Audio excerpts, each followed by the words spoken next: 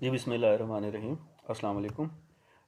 इस small video का जो मकसद है वो ये है कि जो मेरे पीएचडी फेलोज़ हैं उन सब को मैं एक ब्रीफ इंट्रोडक्शन दे दूं एमओएस का और एसपीएसएस का, और इसके ऊपर जो भी टेस्ट हमने क्लास के दौरान सीखे हैं उनका।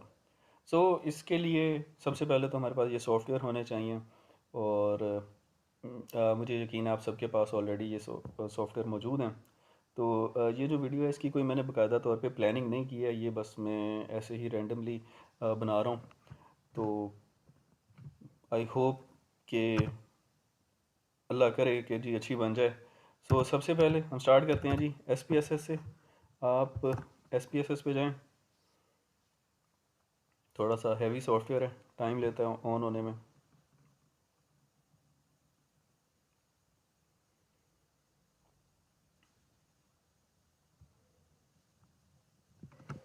तो जब तक ये सॉफ्टवेयर चलता है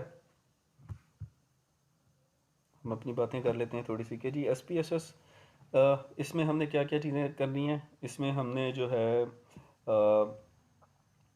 डिस्क्रिप्टिव स्टैट्स करने हैं, हमने फ्रीक्वेंसी टेबल्स को करना है, हमने जो है इसके अलावा कोरिलेशन, रिग्रेशन, मीडिएशन और मॉडरेशन को हमने लर्न करना है। हम सबको पता है एस पी एस एस जब फर्स्ट टाइम ओपन करते हैं तो कुछ इस तरीके से दिखता है। तो सबसे पहले कोई भी डाटा फाइल जो है वो आप जो भी आपके पास रिलेटेड है उसको ओपन कर लें। न्यू में जाएंगे, सॉरी ओपन में जाएंगे, डाटा में जाएंगे, और यहाँ से एक फ़ाइल को हम ओपन कर लेंगे। लेट्स से कि जो मैंने ऑलरेडी सेव की है उसी को ओपन कर लेते हैं।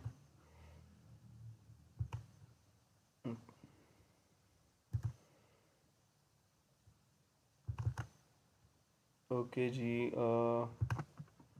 हाँ जी, ये फ़ाइल है जिसको मैं यूज़ करूँगा, और ये फ़ाइल मैं आप सबके साथ शेयर भी कर दूँगा, तो आप लोग अपनी प्रैक्टिस भी इस पर कर सकते हैं।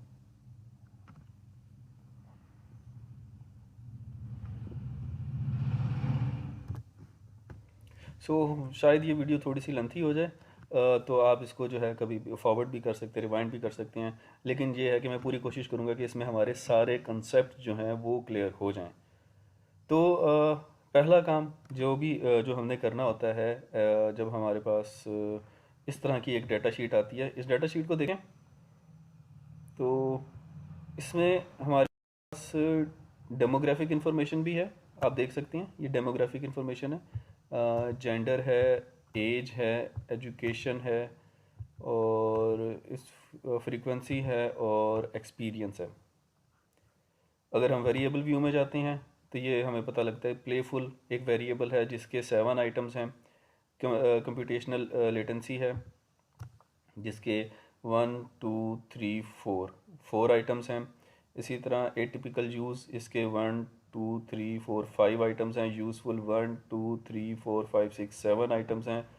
फिर हम अगर जॉय पे जाते हैं तो 1 2 3 4 5 6 7 आइटम है, और इसी तरह इंफॉर्मेशन एक्विजिशन के 1 2 3 आइटम्स हैं, और डिसीजन क्वालिटी के 3 4 5 आइटम्स हैं। और उसके बाद यहाँ से 37 से जो है 37 से यहाँ से हमारे gender, age, education, frequency, experience, ID, और ये मतलब कि हमारी डेमोग्राफिक है यहाँ तक।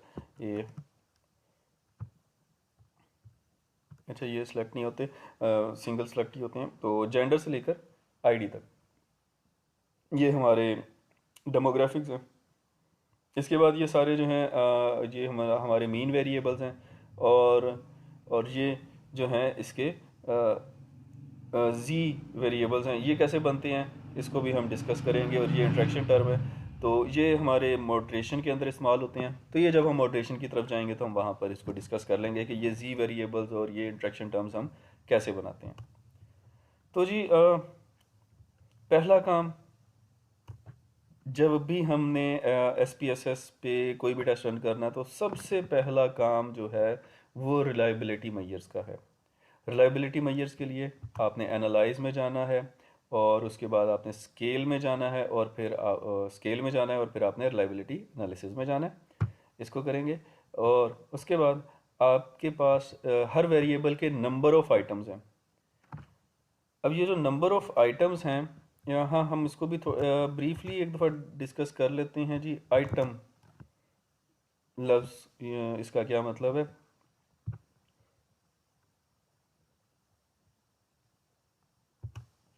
लेट्स से कि जी ये मेरा क्वेश्चन है, इसमें नॉलेज हाइडिंग एक वेरिएबल है और ये जो स्टेटमेंट्स हैं ये नॉलेज हाइडिंग से रिलेटेड क्वेश्चंस पूछ मतलब स्टेटमेंट्स हैं नॉलेज हाइडिंग को एक्सप्लेन कर रही हैं।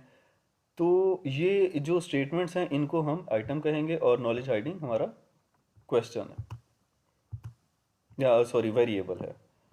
अच्छा जी। सो पहला काम आपने क्या करना है जी, पहला काम आपने करना है, आपने एनालाइज में जाना है, रिलायबिलिटी फाइंड करनी है। आपने एनालाइज में जाना है और उसके बाद स्केल में आपने जाना है और रिलायबिलिटी एनालिसिस में आपने जाना है। और उसके बाद आपने वेरिएबल वाइज आइटम सेलेक्ट करने, मतलब प्लेफुल ये हमारा एक वेरिएबल है, इसके आइटम मैंने सेलेक्ट किए और ओके कर दिया। तो ये हमारे पास प्लेफुल एक वेरिएबल जो था उसकी रिलायबिलिटी आ गई और ये 0.912 है। रिलायबिलिटी का जो थ्रेश होल्ड है ना वो 0.7 से प्लस होना चाहिए, तो हम कहते हैं हमारा डाटा जो है वो रिलायबल है। तो ये हमने काम हर एक के साथ बारी बारी करना है, हर वेरिएबल के साथ। तो एग्जांपल के तौर पे एक रिलायबिलिटी टेस्ट हम और कर लेते हैं। इसका डाटा मैंने ऑलरेडी चेक किया हुआ है, तो ये सारा जो है रिलायबल है। तो हम किसकी चेक करते हैं, हम ऐसा करते हैं ए टिपिकल जूस, इसकी रिलायबिलिटी देख लेते हैं। ये मैंने इसके सारे आइटम सेलेक्ट कर लिए और इसको इधर मैंने आइटम्स में सेलेक्ट कर दिया और इसको ओके कर दिया। तो जब ए टिपिकल जूस की अगर हम देखते हैं तो इसकी रिलायबिलिटी 0.933 है। सो इसका मतलब है कि इसकी भी रिलायबिलिटी एक अच्छी है, strong reliable, very reliable data हमारे पास जो है वो आया। ओके जी। सो चले मैं एक और की कर देता हूँ रिलायबिलिटी टेस्ट। तो सबसे पहले तो ये जो वेरिएबल आपने किए हैं इनको जो है वापस भेजना है और उसके बाद हम चलें कंप्यूटेशनल लेटेंसी की चेक कर लेते हैं।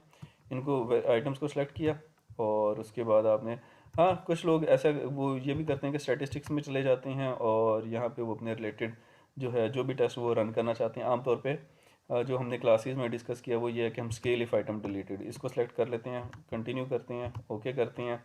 तो ये हमारे पास इसकी भी आउटपुट आ गई। इसकी 8.841 है और साथ ही होता है कि स्केल इफ आइटम डिलीटेड, अगर हम कोई भी आइटम डिलीट करते हैं तो उसका क्रोनबैक अल्फ़ा क्या हो जाएगा, हमें ये इन्फॉर्मेशन मिल जाती है। आल दो के इस लेवल पे इसको मतलब करने की ज़रूरत नहीं होती। यही देखा गया कि जी आम तौर पे जो डाटा है वो रिलायबल ही आता है।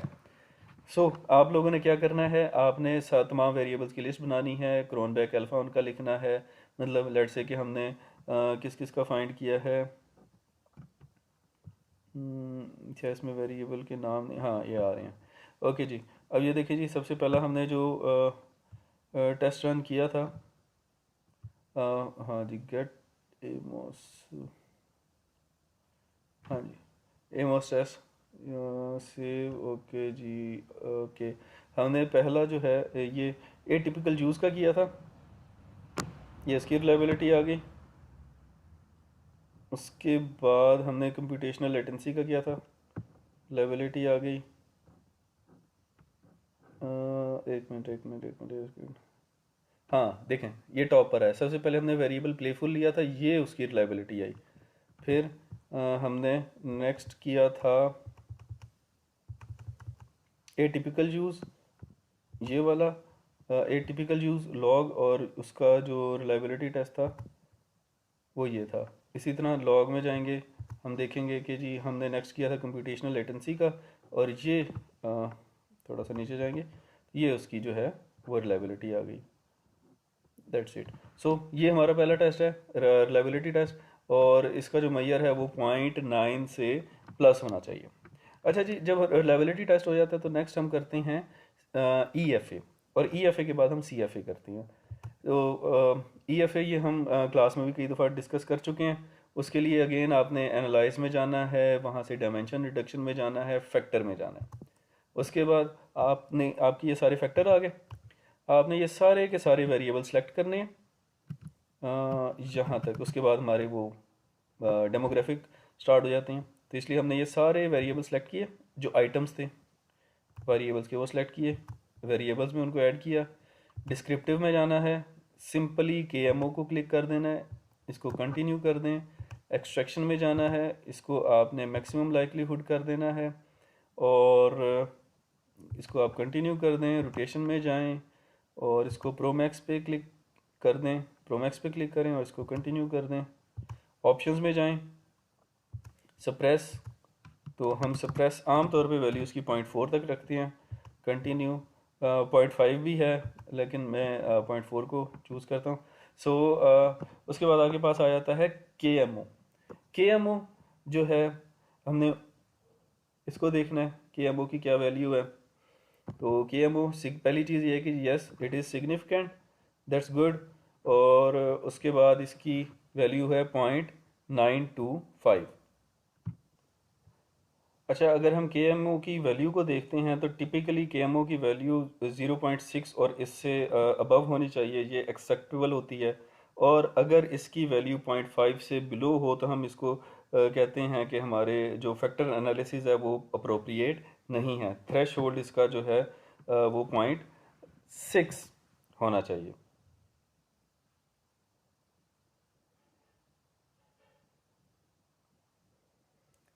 ओके जी, KMO के बाद जो है हम कॉमनैलिटीज़ पे जाते हैं। इसके बारे में कहते हैं कि जी इसकी वैल्यू पॉइंट किधर गया, हाँ ये वाला, कॉमनैलिटीज़ आ जाती हैं। इसकी वैल्यूज़ 0.4 से बिलो नहीं होनी चाहिए।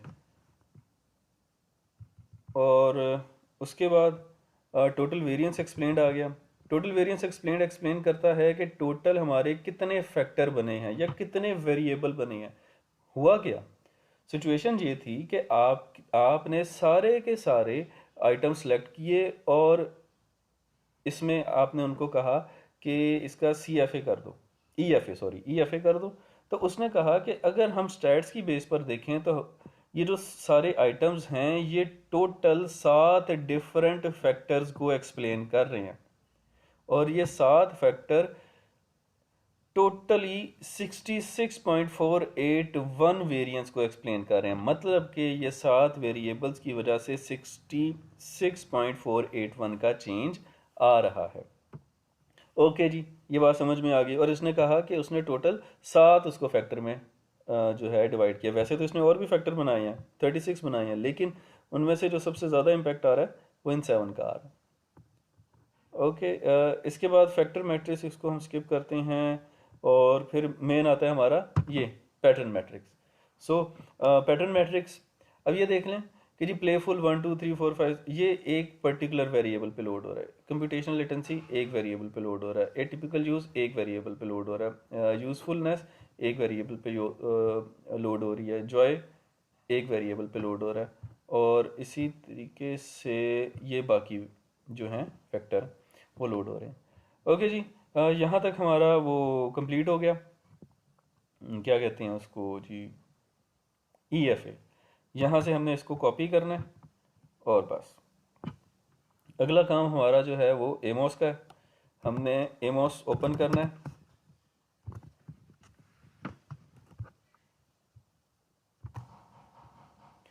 जी, आपका एमोस ओपन होगा तो आपको ये इस तरह का दिखता है।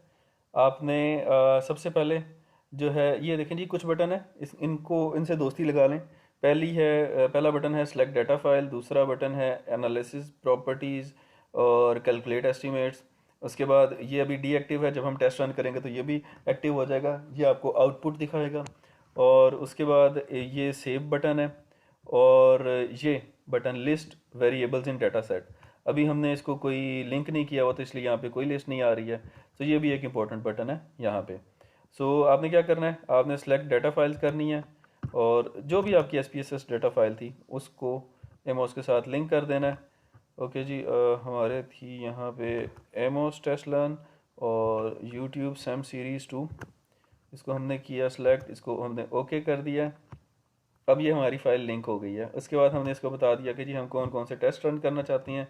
तो मैंने सिंपली क्या किया, एनालिसिस प्रॉपर्टीज़ में गया, यहाँ पे मैंने डायरेक्टली आउटपुट को क्लिक किया और maximization history, standardize estimate, squared multiple correlation, modification और इसको मैंने 20 कर दिया। और दैट्स इट, इसको क्लोज कर दिया। अच्छा जी, अब हमने अपना यहाँ पर मॉडल क्रिएट करना है। उसके लिए आपने प्लगइन्स में जाना है और उसके बाद आपने पैटर्न मैट्रिक्स बिल्डर इसमें जाना है, और वो जो हमने कॉपी किया था पैटर्न मैट्रिक्स इधर हमने पेस्ट कर दिया और इसको हमने क्रिएट डायग्राम कर दिया। ये थोड़ा सा टाइम लेता है और उसके बाद आपकी जो है डायग्राम वो ऑटो क्रिएट हो जाती है। ओके जी, पहले हमने किया था EFA, अब ये हमारा ये CFA होना शुरू हो गया। सो CFA में आपने इस तरीके से आपकी ये पैटर्न मैट्रिक्स बिल्डर के थ्रू आपकी ये डायग्राम बन जाएगी, और इसमें आपने स्टैंडर्डाइज इंफॉर्मेशन को देखना होता है। हाँ सॉरी, हमने टेस्ट को रन नहीं किया, पहले आप टेस्ट रन करेंगे।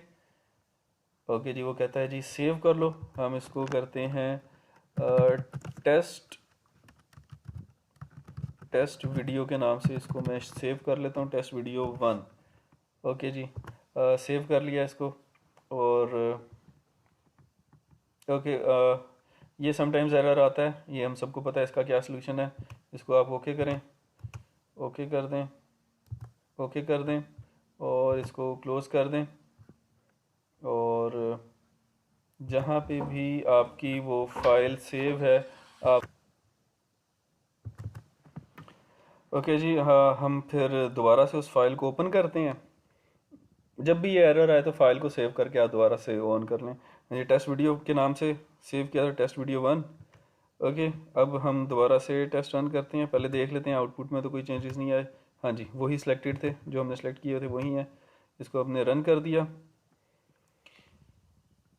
ओके हाँ जी, अब ये बॉक्स एक्टिव हो गया, तो इसका मतलब है कि आपके टेस्ट जो हैं रन हो गए हैं। जब ये अगर आप वीडियो को थोड़ा सा रिवाइंड क्या कहते हैं, हाँ रिवाइंड ही करेंगे ना, तो आपको पता लग जाएगा कि ये तब एक्टिव नहीं था।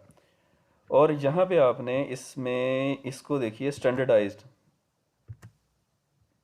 को देखना है। आप यहाँ पे क्लिक करेंगे तो ये सारी इन्फॉर्मेशन आपके पास आ गई और ये स्टैंडर्डाइज आ गए, और ये सारी वो वैल्यूज़ जो हैं वो 0.5 से अबव होनी चाहिए।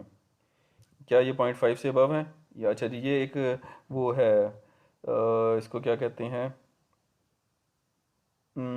मैग्नीफायर, ये मैग्नीफायर है। इसमें अगर हम देखें तो ये पहले 1 को देख लेते हैं, कोई वैल्यू भी हमारी 0.5 से बिलो नहीं है। 2 वाले को देखें, 0.5 से बिलो नहीं है, नहीं है, नहीं है। 5 को देखते हैं, नहीं है, नहीं नहीं नहीं नहीं नहीं नहीं। ओके जी, सो अगर हम देखते हैं तो ये जितने भी हमारे वेरिएबल थे उनमें से कोई भी ऐसी वैल्यू नहीं है जो कि 0.5 से बिलो हो, तो इसका मतलब है कि हमारे फैक्टर्स वगैरह ठीक आए हैं। अच्छा, फिर हम इसको चलें थोड़ा सा जूम करते हैं ताकि नज़र भी आए प्रॉपर। ओके जी, अब ये देखें, क्या देख रहे हैं, ये इसने एक यूजफुल को देखते हुए एक वेरिएबल बना लिया 1। अगर हम अपनी प्रीवियस SPSS फाइल पे जाते हैं आउटपुट पे, ये देखें 1 को इसने कहा कि ये कोई एक वेरिएबल है, जिस ये मतलब ये कोई आइटम्स हैं जो कि एक वेरिएबल से ताल्लुक़ रखते हैं। उसने कहा ये कुछ आइटम्स हैं 1 2 3 4 जो किसी एक वेरिएबल से ताल्लुक़ रखते हैं, ये कुछ आइटम्स हैं जो कि एक पर्टिकुलर वेरिएबल से ताल्लुक़ रखते हैं। इसको हम कहते हैं फैक्टर लोडिंग, के ये सारे के सारे एक जगह पर अपलोड हो रहे हैं फैक्टर लोडिंग में। ओके, इसके बाद इसने ये खुद ही ये डायग्राम भी बना दी। हम प्लगइन्स में गए थे और हमने इसको पैटर्न मैट्रिक्स मॉडल बिल्डर को सिलेक्ट किया था। ओके जी, ये फिर हमारे पास डायग्राम आ गई थी। फिर हमने क्या किया, हमने इसको नाम दे दिया।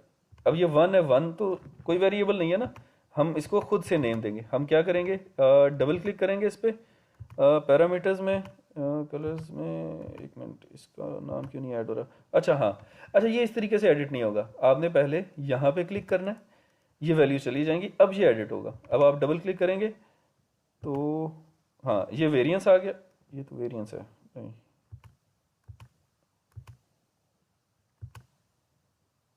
नहीं एक मिनट, हाँ हाँ हाँ हाँ। ओके जी, दोबारा से आप डबल क्लिक करेंगे, ये वेरिएबल नेम आ गया 1। ये क्या था, यूज़फुल था। आप यहाँ पे लेट्स से के यूज़फुल टाइप कर देंगे, ये आपका नेम चेंज हो गया। अब सेकंड वाले पे डबल क्लिक कर देंगे, इसका 2 है, हम देखते हैं इसका क्या नाम है। इसका नाम जॉय है, हम यहाँ पे जॉय टाइप कर देंगे और ये चेंज हो गया। इसके बाद 3 प्लेफुल है, सिंपली मैंने इस पर डबल क्लिक किया, यहाँ पे 3 आ गया, इसको चेंज करके मैंने प्लेफुल लिख दिया। ये फोर्थ एटिपिकल यूज है, ए टाइप यूज, मैं इसका नाम भी दे देता हूँ, एटिपिकल यूज,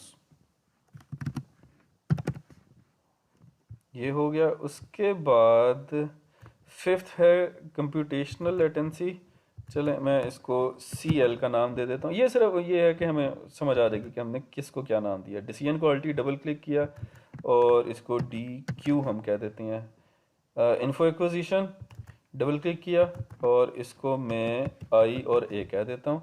दैट्स इट। अब ये जी इन सारों के नाम भी दे दिए गए, तो ये आपका एक मॉडल बन गया। ओके, अच्छा अभी आपका CFA कंप्लीट नहीं हुआ, उसके बाद आपने जो है ये टेस्ट तो रन कर दिए थे हमने, कहाँ गए हम दोबारा से, अच्छा ये नाम चेंज किए तो ओके जी। इनके टेस्ट रन किए हमने और इसके बाद मैं आउटपुट पे गया, स्टैंडर्डाइज्ड को देखा और ये एक आउटपुट व्यू टेक्स्ट में आप देख रहे हैं, व्यू टेक्स्ट, यहाँ पे मैंने क्लिक किया और इसमें हमने मॉडिफिकेशन इंडाइसिस में जाना है। मॉडिफिकेशन इंडाइसिस में जाएं तो वो ये कहते हैं कि जी इनके दरमियान कोवेरियंस है। कोवेरियंस जो है ना, ये आपको एक्सप्लेन करता है कि इनके दरमियान कोई रिलेशनशिप है। ओके जी, इसके बाद आपने डायरेक्ट मॉडिफिकेशन इंडाइसिस में आना है और यहाँ पे आपने देखना है कोवेरियंस टेबल। कोवेरियंस, अब पहला सवाल है कि ये कोवेरियंस क्या चीज़ है। कोवेरियंस बेसिकली समझ लें कि कोरिलेशन का ऑपोजिट है। कोवेरियंस आपको ये बताता है कि दो वेरिएबल एक दूसरे से कितना डेविएट करते हैं। जिस तरह कोरिलेशन है, ये हमें बताता था कि दो वेरिएबल एक दूसरे के साथ कितना रिलेटेड हैं और उसकी डायरेक्शन क्या है।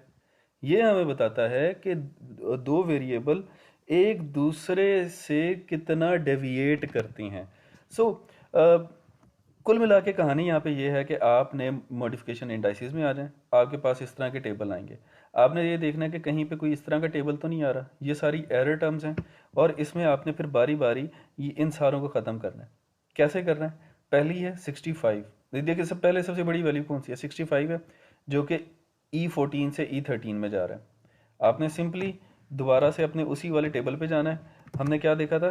E14 से 13, E14 और 13। आप ये देखें कि E14 ये है, E13 ये है, जॉय 7 और 6 यही है, जॉय 7 और 6, E13 14। तो आपने यहाँ से एक कोवेरियंस ड्रॉ कर देना। अब ये देखें यहाँ पे वैल्यूज़ गिवन है, तो आप क्या करोगे? आप यहाँ पे जाओगे, ये वैल्यूज़ जब जाएंगी अब आप यहाँ पे कोवेरियंस ऐड कर सकते हो। हमने यही पढ़ा था 13 से 14, आपने ये ड्रॉ कर देना है। अच्छा, अब आपने दोबारा से ये टेस्ट रन करना है और इसके बाद अब फिर आपने वहीं पे मॉडिफिकेशन इंडाइसिस में जाना। अब देखें वो 13 14 वाला ख़त्म हो गया, हमने सबसे बड़ी वैल्यू को किया था। अब हमने दोबारा से सारी बड़ी वैल्यूज़ को करते रहना है। इस तरह हमने करते करते ये सारों को ख़त्म कर देना है। अच्छा, ये हम क्यों करते हैं? ये हम कोवेरियंस ऐड कर सकते हैं और ये हम कोवेरियंस उस वक्त ऐड करते हैं, ये वाले कोवेरियंस, जब हमारा मॉडल फिट सही ना आ रहा हो। सो अब अगला सवाल है कि भाई ये मॉडल फिट क्या कहानी है, और मॉडल फिट के साथ साथ हम दो चीज़ें और भी देखते हैं, that is called reliability, validity. So पहला काम हम मॉडल फिट देखेंगे, उसके बाद हम वैलिडिटीज़ को देखेंगे। उसके लिए मॉडल फिट के लिए सिंपल है, प्लगइन्स में जाएं और यहाँ पे आप देखें मॉडल फिट कुछ आ रहा है, हाँ मॉडल फिट मेजर्स, ये आपको नज़र आ रहा है, आपने इस पर क्लिक कर देना है। Does your data file have, अच्छा ये आपसे पूछेगा does your data file have missing data. So AMOS जो है बहुत सेंसिटिव सॉफ्टवेयर है, इसमें आपने जो भी SPSS से डाटा ऐड करना है ना, तो वो सारे का सारा डाटा फुल होना चाहिए, उसके अंदर कोई गलती नहीं होनी चाहिए, कहीं पे कोई इन्फॉर्मेशन मिस नहीं होनी चाहिए। अब ये पूछ रहा है does your data file have missing data, मैं कहता हूँ नो। अच्छा, अब ये उसने वो टेस्ट रन कर दिया, ये देख लीजिए ये यहाँ पर आ गया, ये टेस्ट रन हो रहा है। अच्छा, ये मुझे ऑटो डायरेक्ट कर देगा वहाँ पे, ओके जी, ये देख लें जी, अगर हम ये मॉडल फिट मैयर्स आ गए, ये उसकी कट ऑफ क्राइटेरियाज दिए हुए हैं। एक सीमेन कोई वेरिएबल है, कोई डी एफ है, सीमेन बाय डी एफ है, सी एफ आई है, एस आर एम आर है, एम सी है, पी क्लोज है। और ये उसकी इंटरप्रिटेशन है, ये एक्सीलेंट है, ये एक्सेप्टेबल है, एक्सीलेंट है, एक्सीलेंट है, एक्सीलेंट है, और ये इसका कट ऑफ क्राइटेरिया। तो आप इसको और अगर इसको इन दोनों को मैच करते हैं तो आपको पता लगेगा कि आपका मॉडल फिट बिल्कुल ठीक है। ओके जी, ये हमारा काम हो गया मॉडल फिट का। उसके बाद दोबारा से आप SPSS फाइल में जाएं और यहाँ पे आप देखेंगे अगेन प्लगइन्स में हमने पहला काम किया था मॉडल फिट समरी मैयर्स। अब अगली चीज़ हमने वैलिडिटी और रिलायबिलिटी टेस्ट देखने हैं। वैलिडिटी और रिलायबिलिटी टेस्ट हम यहाँ पे जाएंगे और बस इस पर क्लिक कर देंगे, ये कैलकुलेशन स्टार्ट कर देगा।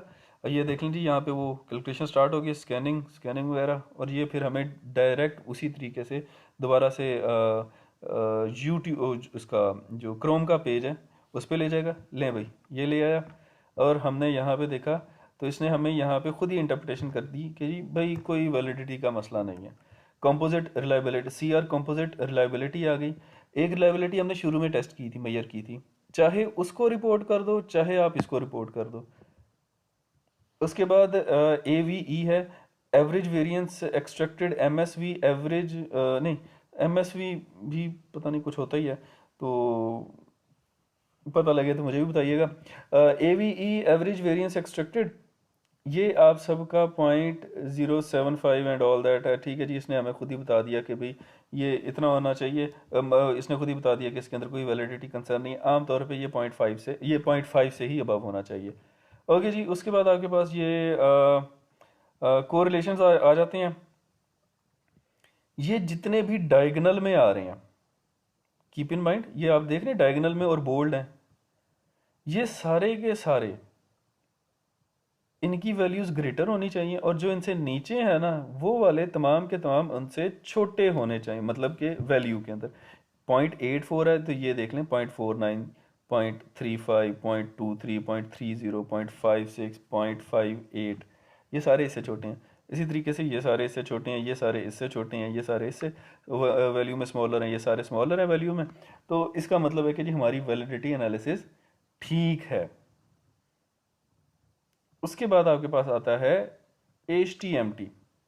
HTMT, there are no warnings for HTMT। अगर यहाँ पे कोई वार्निंग होती है ना तो वो उसको रेड कर देता है। ये सारी इसने ब्लैक में शो की हैं, तो इसका मतलब है कि कोई मसला यहाँ पर भी नहीं है।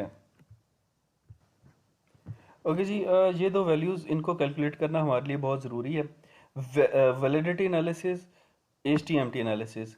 वैलिडिटी एनालिसिस ये आपको कन्वर्जेंट वैलिडिटी के बारे में एक्सप्लेन करता है, और HTMT आपको divergent validity, discriminant validity, sorry, HTMT analysis हमें डिस्क्रिमिनेंट वैलिडिटी के बारे में जो है इंफॉर्मेशन प्रोवाइड करता है।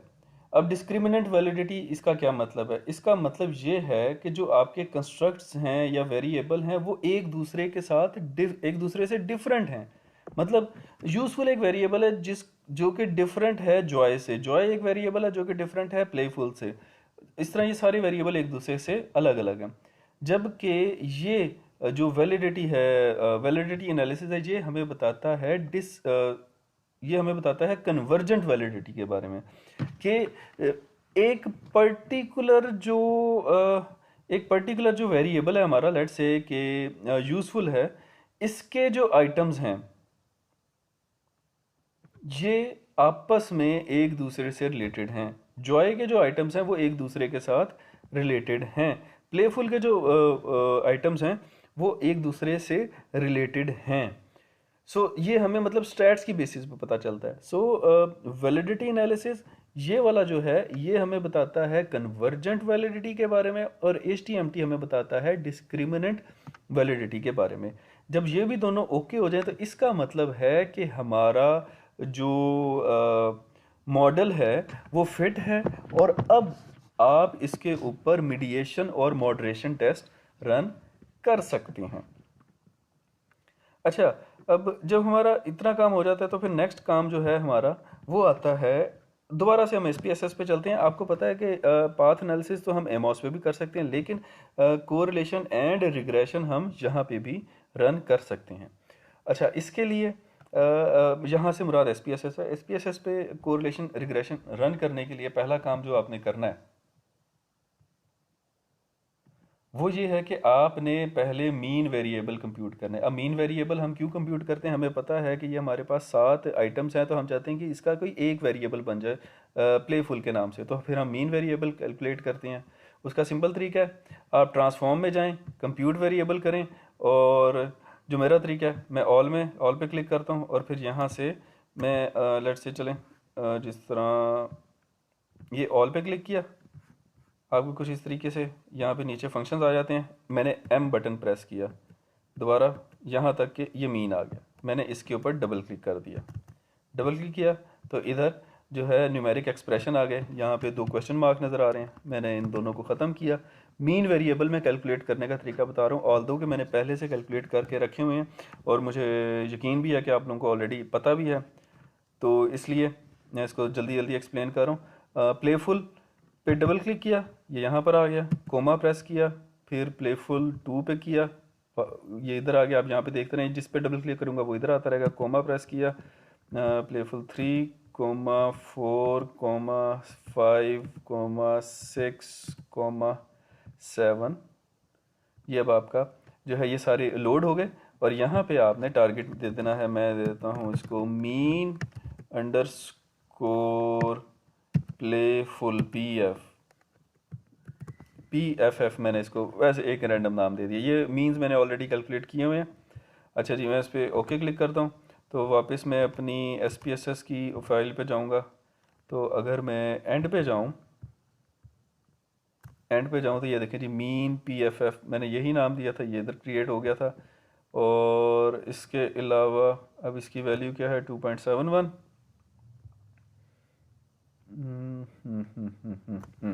ये ऑलरेडी कैलकुलेटेड था 2.71, हमने देखा है। सो ये मैंने बस आपको इस तरह ये बताया कि हमें मीन वेरिएबल कैलकुलेट करने हैं और हम कैसे कर सकते हैं, और बाकी सारे भी इसी तरीके से आपने वो वेरिएबल जो है उनके मीन कैलकुलेट कर लेने हैं। अभी मैं आपको सिर्फ ये बता रहा हूँ कि सिंपल रिग्रेशन को हम कैसे SPSS के थ्रू रन कर सकते हैं। आपने एनालाइज में जाना है, एनालाइज में जाने के बाद रिग्रेशन के बाद लीनियर, और यहाँ से आपने अपने मीन वेरिएबल सेलेक्ट करने हैं। डिपेंडेंट वेरिएबल चलें हम कहते हैं जी, हमारा डिपेंडेंट वेरिएबल डिसीजन क्वालिटी था। ये डिसीजन क्वालिटी मीन, इसको मैंने एज ए डिपेंडेंट ले लिया। प्लेफुल को मैं इंडिपेंडेंट लेता हूँ, कंप्यूटेशनल लेटेंसी को लेता हूँ, और ए टिपिकल यूज़ इसको मैं एज ए इंडिपेंडेंट वेरिएबल ले लेता हूँ। स्टैट्स में देखते हैं हमें कुछ चाहिए, आर स्केयर चेंज और ये वो कोलिनियरिटी डर्बन वाटसन चले हम ले लेते हैं बस, और बाकी हमें नहीं चाहिए। प्लॉट्स में चले जाते हैं, अच्छा नहीं हमें प्लॉट्स भी नहीं चाहिए। ऑप्शंस में जाते हैं तो नहीं, हमें कुछ भी चेंज नहीं करना। ओके जी, बल्कि हम एक और काम करते हैं, आज के चेंज डिस्क्रिप्टिव हम देखते हैं कि जी हमारे पास पार्ट और partial correlation, collinearity, diagnostics, covariance आ गया, कॉन्फिडेंस इंटरवल हमारा 95 है। मैंने वैसे ही चेक करने के लिए इन सारों को ही जो है चेक कर दिया, कंटिन्यू किया और ओके कर दिया। अब हम देखते हैं जी हमारे क्या रिजल्ट आए हैं। जी रिग्रेशन टेस्ट रन हो गया। इससे पहले हमारे वो थे वो फैक्टर लोडिंग वगैरह थे, EFA CFA था। अच्छा, वो CFA हमारा कंप्लीट हो गया था, तो उसके बाद मैंने रिग्रेशन रन किया। ले भाई, ये आपके पास रिग्रेशन टेस्ट टेबल आ गया। अब ये इसमें डिस्क्रिप्टिव स्टैट्स आ गया, मतलब कि डिसीजन क्वालिटी, उसका मीन क्या था, प्लेफुल का मीन क्या था, कंप्यूटेशनल लेविटेंसी का क्या था, एटिपिकल यूज़ का क्या था, और ये आगे उनकी N आगे के मतलब टोटल डाटा जो है 374 का था। उसके बाद जी आपके पास पियर्सन कोरिलेशन आ गया हर वेरिएबल का। तो हमने देखा जी ये इसने सारे बताए कि जी ये आपके वन टेल के ऊपर जो है सारे सिग्निफिकेंट हैं, 0.05 से कम है ना, तो सिग्निफिकेंट हो गए। ओके जी, डिसीजन क्वालिटी के साथ कोरिलेशन आपको पता है 1 ही होता है। प्लेफुल मीन का डिसीजन क्वालिटी के साथ रिलेशनशिप वीक है, 0.27 है, लेकिन कोरिलेशन है पॉजिटिव है। कंप्यूटेशनल लेटेंसी का भी उससे भी वीक है, और एटिपिकल यूज़ का उससे भी वीक है। जबकि हमारा हमने एक ही डिपेंडेंट वेरिएबल लिया था। तो रिलेशनशिप सारे पॉजिटिव हैं, लेकिन कोई ज़्यादा स्ट्रॉन्ग किस्म के आपके कोरिलेशन नहीं है। उसके बाद हम जाते हैं वेरिएबल एनालिसिस में, और फिर हमारे पास आता है मॉडल समरी। मॉडल समरी के अंदर अगर हम देखें तो सबसे पहले हमारे पास आता है आर, फिर R square, adjusted R square, estimated error, R square change, F change, change statistics, significance और डर्बन वाटसन। ये हमारे पास वैल्यूज़ आती हैं इसमें। ओके जी, इसमें हम हमारे पास आर और आर स्केयर सबसे पहले नज़र आ रहे हैं। आर का क्या मतलब है? देखें, स्टैट्स के अंदर कहीं पे भी आर का वर्ड लिखा हुआ है ना, आर इस तरीके से लिखा हुआ है, चाहे कैपिटल है चाहे स्मॉल है, आर का मतलब ये है कि कोरिलेशन इनका क्या है, मतलब कि इन सारे वेरिएबल्स का डिपेंडेंट के ऊपर क्या कोरिलेशन है, ये हमें पता चलता है आर से।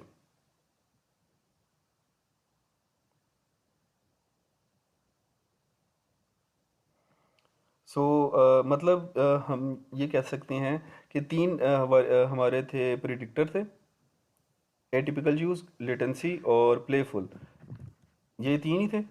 इन तीनों का मिला के कोरिलेशन जो है वो 0.299 है, और आर स्केयर ये है कि इन तीनों का मिला के इम्पैक्ट डिसीजन क्वालिटी पे क्या आ रहा है, वो 0.09 है। मतलब इम्पैक्ट आ रहा है, बड़ा वीक किस्म का है, लेकिन स्टिल इम्पैक्ट जो है वो आ रहा है।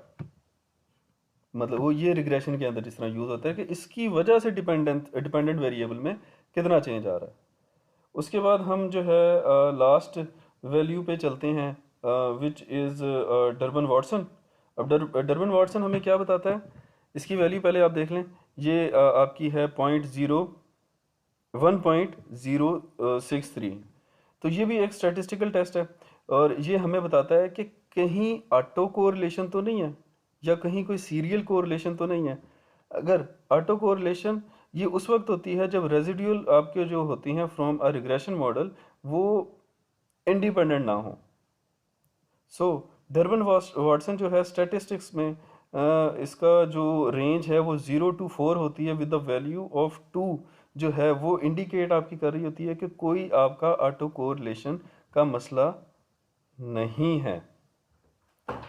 इसी तरीके से अगर इसके अंदर ऑटो कोरिलेशन का मसला हो तो ये वैल्यू जो है 0 या 4 से आपकी, अब अगर हम यहाँ पे देखें डर्बन वाटसन की वैल्यू जो है वो 2 से लेस देन है, तो इसकी वैल्यू की रेंज जो है 0 से 4 के दरमियान होती है, और 2 से लेस हो तो इसका मतलब है कि इसके अंदर ऑटो कोरिलेशन का मसला है।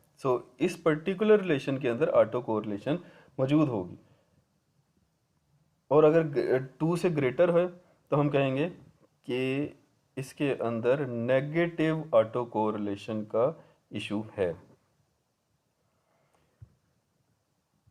मॉडल समरी के अंदर हम बेसिकली इन्हीं चीज़ों को देखते हैं।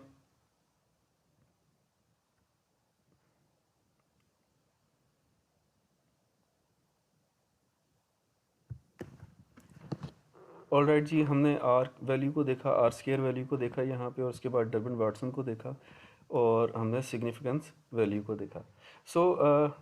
आर का मतलब हम डिस्कस कर चुके हैं, टोटल कोरिलेशन। आर स्केयर का मतलब टोटल चेंज डीवी में कितना आ रहा है आईवीज की वजह से, और इसी तरह हमने डर्बन वाटसन को देखना है कि ये ऑटो कोरिलेशन को एक्सप्लेन कर रहा है या नहीं। उसके बाद अनोवा को देखना है, अनोवा हमें एक्सप्लेन करता है। इसमें अनोवा में हमने सिर्फ सिग्निफिकेंस वैल्यू को देखना है कि क्या हमारा मॉडल फिट भी है या नहीं। अगर सिग्निफिकेंट वैल्यू हमारी 0.05 से कम है तो हम कहेंगे कि मॉडल हमारा जो है वो सिग्निफिकेंट है।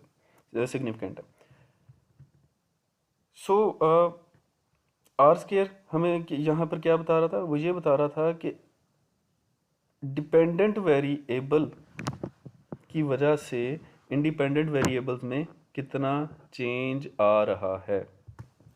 हाँ, मेरा ख्याल है मैंने आर स्केयर का ऑपोजिट बता दिया। इसमें यह है कि इंडिपेंडेंट की वजह से, सारे इंडिपेंडेंट की वजह से डिपेंडेंट के अंदर इतना चेंज आ रहा है।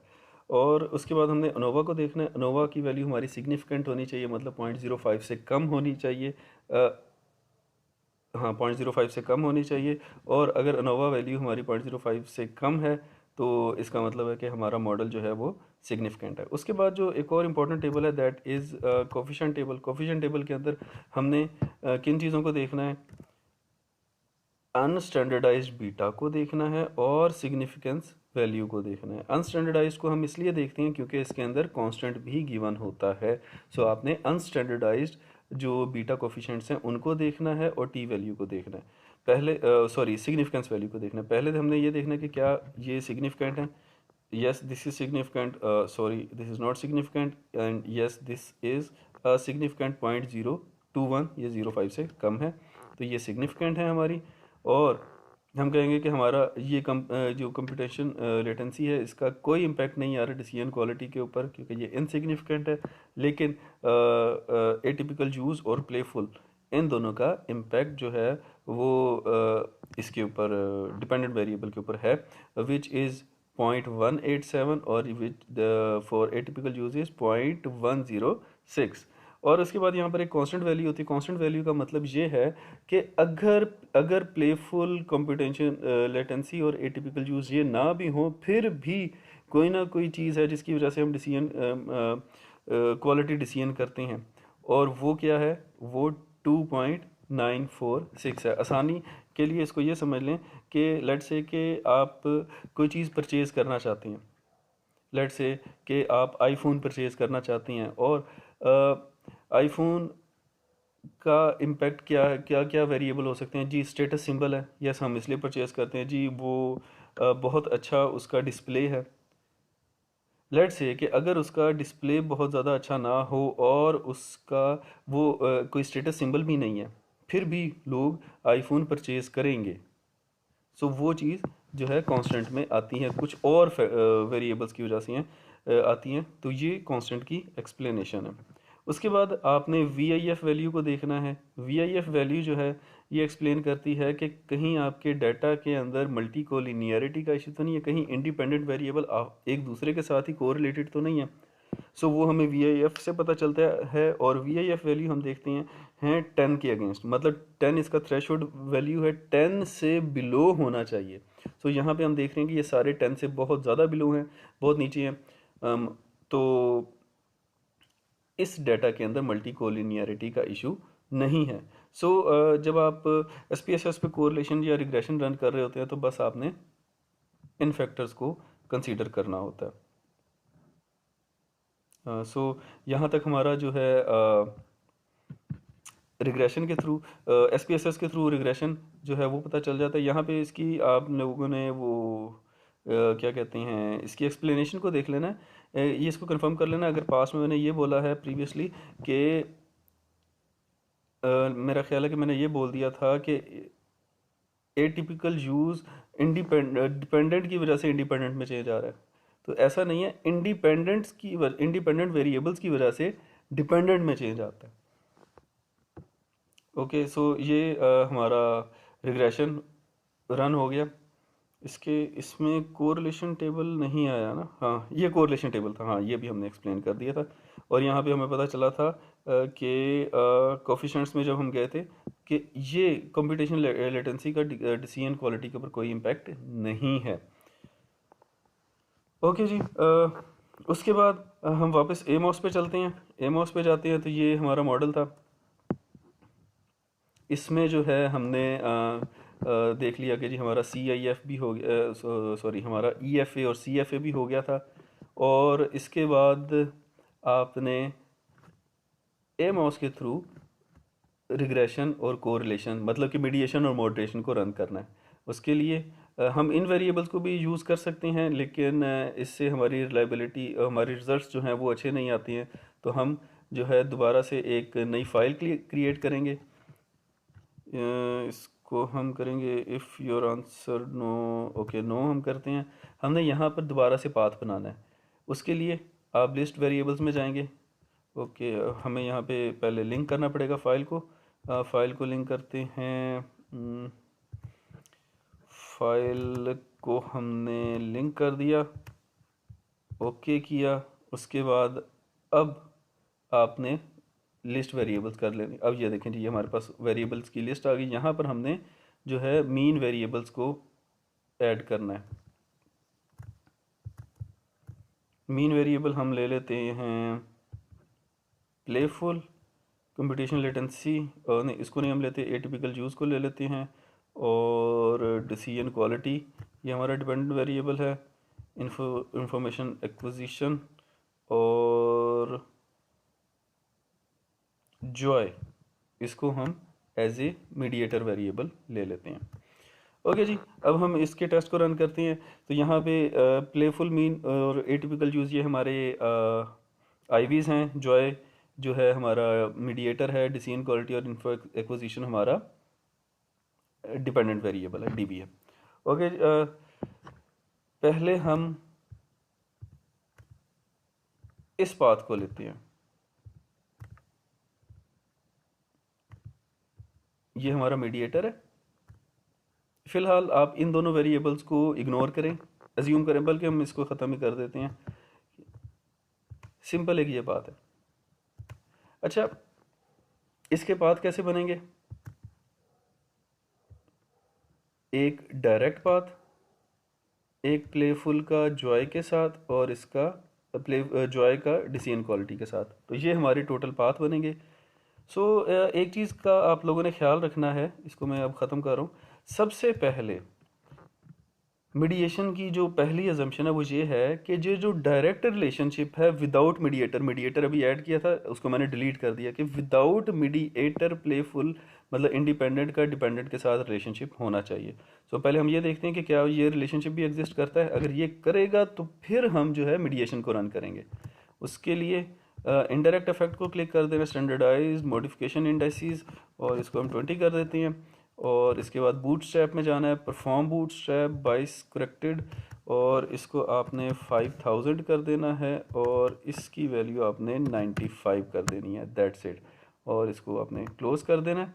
उसके बाद आपने रन करना है।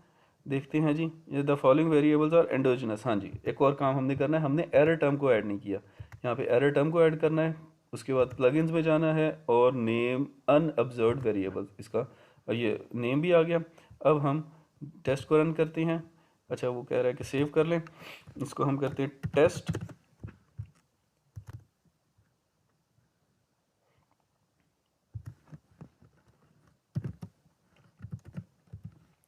इसको हम नेम दे देते हैं टेस्ट वीडियो 2, और इसको हम सेव कर देते हैं।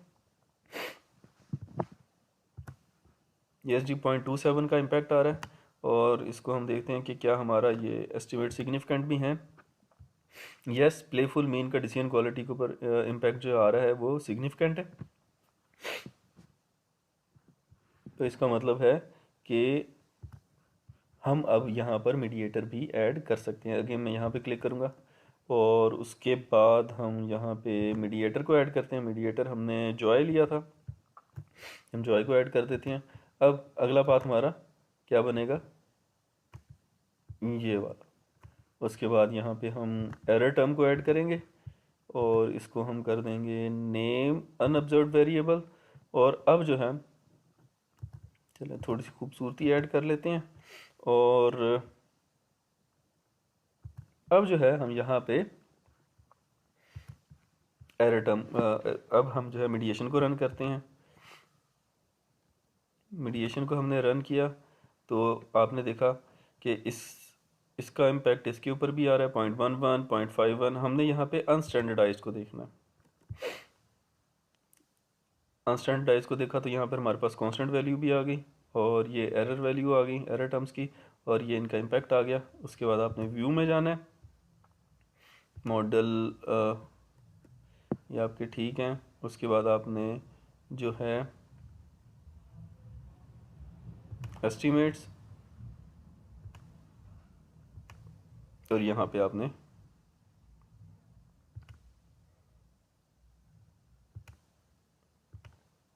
टू टेल टेस्ट पे जाना है। अब हम ये देखते हैं यहाँ पे प्लेफुल मीन का जॉय के साथ सिग्निफिकेंट है, प्लेफुल का डिसीजन क्वालिटी के साथ भी सिग्निफिकेंट है। हमारा मॉडल क्या था? ये हमारा मॉडल था। इसमें हम जो है हम अगर मॉडिफिकेशन नहीं, हम जाएंगे एस्टीमेट्स में यस, एस्टीमेट्स में जाते हैं 0.047 स्टिल सिग्निफिकेंट सिग्निफिकेंट सिग्निफिकेंट, और यहाँ पे हमने स्टैंडर्डाइज्ड को नहीं अनस्टैंडर्डाइज को ही देखना है। इसका इम्पैक्ट इतना है, इसका इम्पैक्ट 0.537 है, इसका इम्पैक्ट 0.09 है, इसका इम्पैक्ट 0.26 है। ओके जी, एस्टिमेट्स स्केलर्स सॉरी मैट्रिसेस और इसमें स्टैंडर्डाइज को देखना है। फिर यहाँ पे आपने देखा है, यहाँ पे आना है और बूट स्ट्रैप एस्टिमेट्स में आपने क्लिक कर देना है। ये आपके पास 3 टेबल आ जाएंगे। तो हम ये देखते हैं स्टैंडर्डाइज्ड नहीं हमने देखने, हमने 2 टेल को देखना है। प्लेफुल मीन और डिसीजन क्वालिटी का इम्पैक्ट, प्लेफुल मीन और डिसीजन क्वालिटी का impact, that is standardised significance,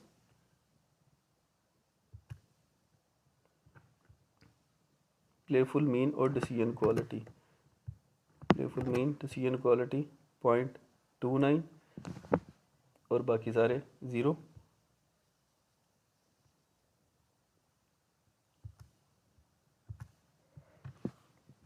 अब अगर हम इन टेबल्स को देखें तो हम यहाँ पर बता सकते हैं कि हमारे जो यहाँ पे जो मीडिएशन लाई करती है वो कौन सी है। ये फुल नहीं सॉरी ये पार्शियल मीडिएशन है। कैसे पार्शियल मीडिएशन हमें पता चला, देखें हम यहाँ से गए एस्टीमेट्स में देखा कि जब हमने इसका और इसका डायरेक्ट इम्पैक्ट चेक किया वो सिग्निफिकेंट था।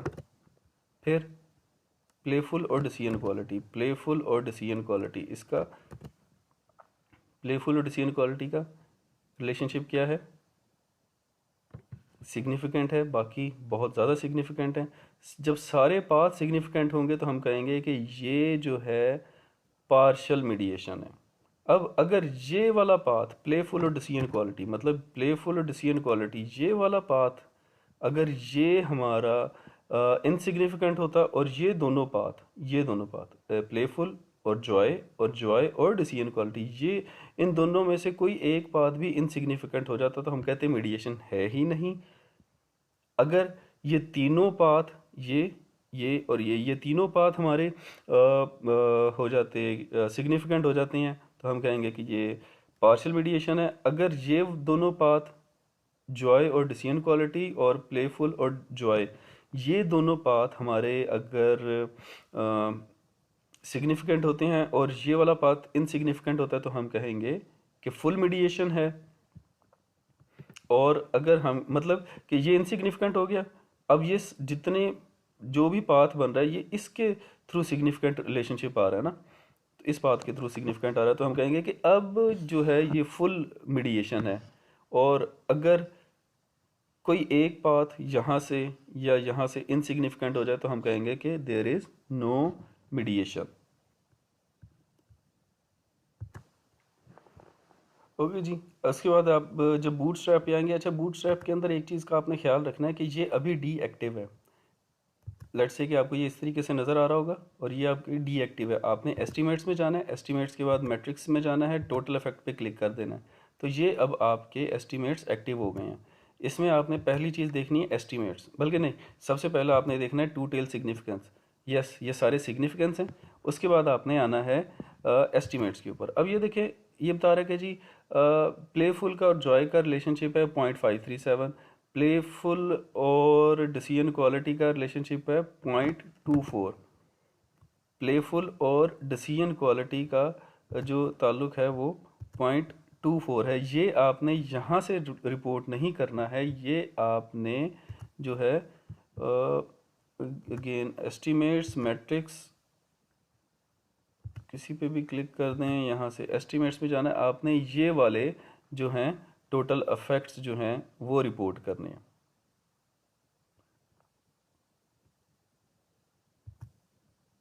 और उसके बाद यहाँ से आपको ये टू टेल सिग्निफिकेंस का पता चल जाएगा। सो यहाँ तक आपकी मीडिएशन जो है वो कंप्लीट हो गई है। उसके बाद आपके पास हमारा मॉडरेशन रह गया, वो हम नेक्स्ट वीडियो में डिस्कस करेंगे।